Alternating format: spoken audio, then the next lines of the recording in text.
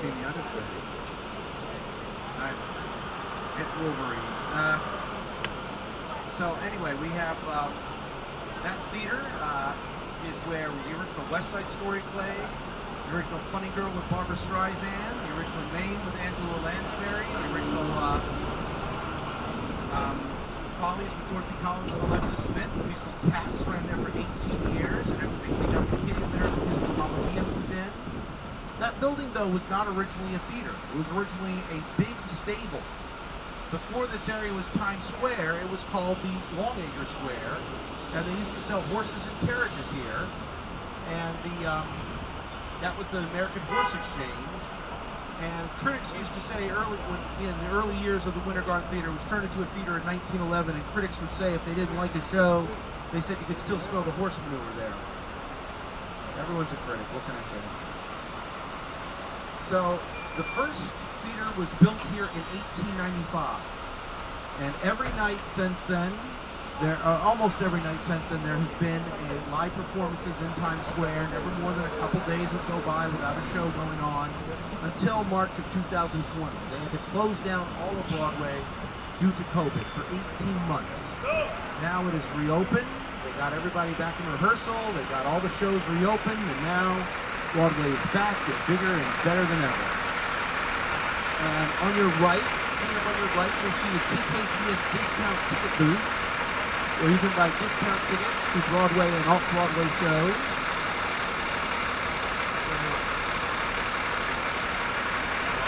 You're thinking of things like TSX? That's not the discount ticket booth. It's over here. I do this every day. The building that says TSX on it, that is the Palace Theater, which is being raised 30 feet in the air. They're actually raising the entire building 30 feet in the air via hydraulics so that they can build a shopping complex down below. Yeah, pretty crazy. And the Palace used to be the biggest vaudeville house in the country. During the glory days of vaudeville, that's where Ed Wynn and the Marx Brothers and W.C. Fields and Sophie Tucker all performed there. And later on, it became a movie theater in 1932. Then in 1965, became a legitimate theater when Gwen Verdon began to perform there in Sweet Charity, choreographed and directed by her husband, the great Chicago native Bob Fosse. Now, coming up on your left, you're going to see, straight ahead on your left, you're going to see the old New York Times building, 1 Times Square. That's the building there with all the, these beautiful women on it now, it's equal underneath. That's the 1 Times Square. And it's on top of that building that the giant crystal ball made in Waterford, Ireland is dropped on New Year's Eve. And hundreds of thousands of people with 2% blood in their alcohol level flocked to Times Square to usher in the new year. On your left here is the Minskoff Theater playing The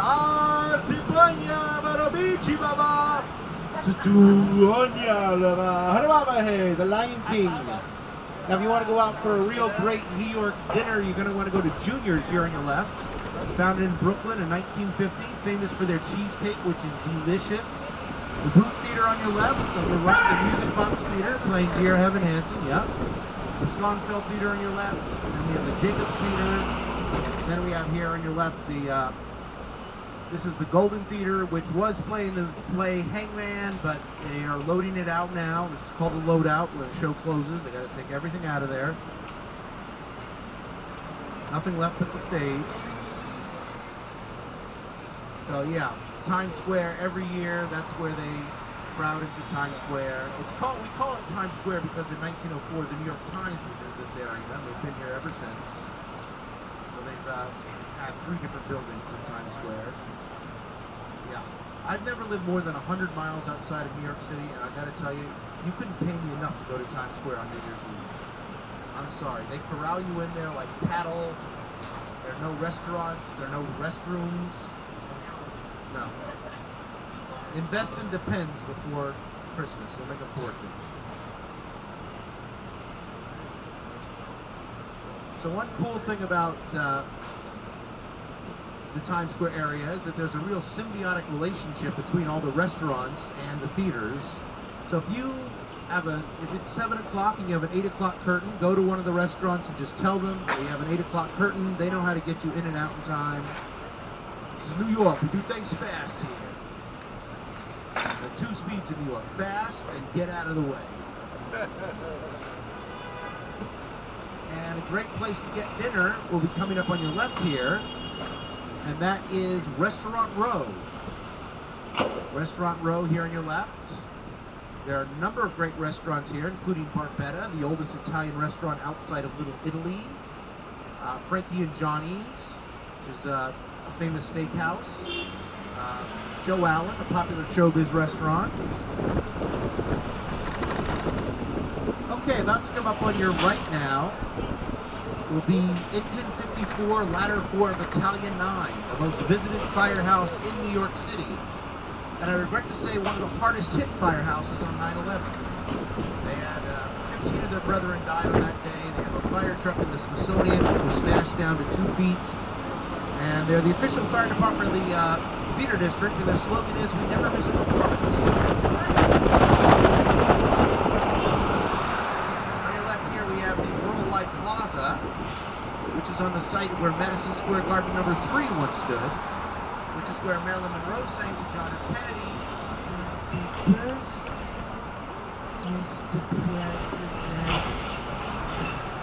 Okay, around the corner on your right, you're going to see the Gershwin Theater playing the enormously popular musical Wicked. That's down the street there on your right. Now, the Gershwin Theater opened in 1973 and was originally called the Uris Theater. And the first show to play there was a musical called Via Galactica. What, you never heard of it? Well, it only ran for a week, so don't worry. And, they were going to call the show, it was an outer space themed musical, and they were going to call the show Up with an exclamation point, so they realized the marquee would thus read Up Uris, and they promptly changed the name.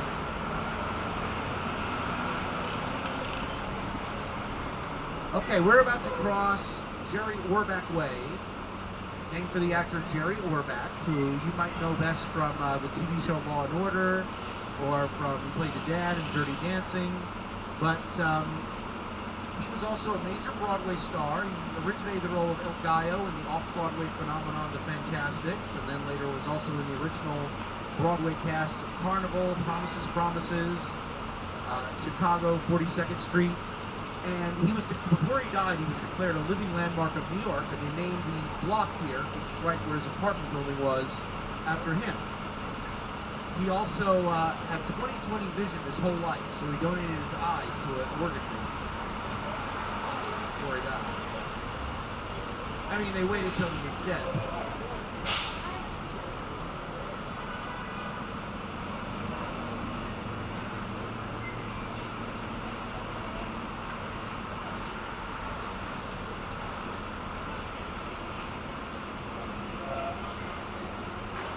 So here on your left, this is the building, straight ahead on your left is the building that he lived in.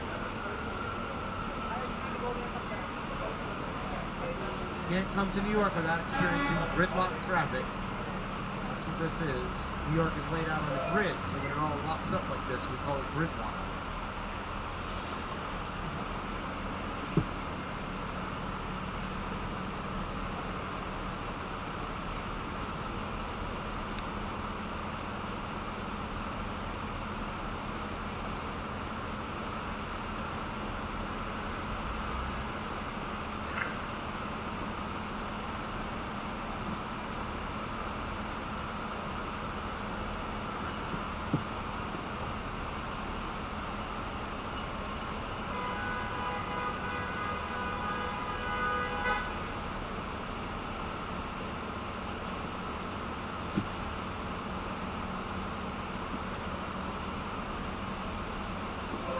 Okay, so now in a moment, we're going to cross 54th Street, and around the corner on your right, you're going to see Studio 54, the legendary nightclub from the 70s, where run by Steve Rubell, where you would see Liza Minnelli and Truman Capote and Mick Jagger and I don't know who else, all kinds of people doing all kinds of illicit things. Not just drugs, but some illicit things, while boogieing down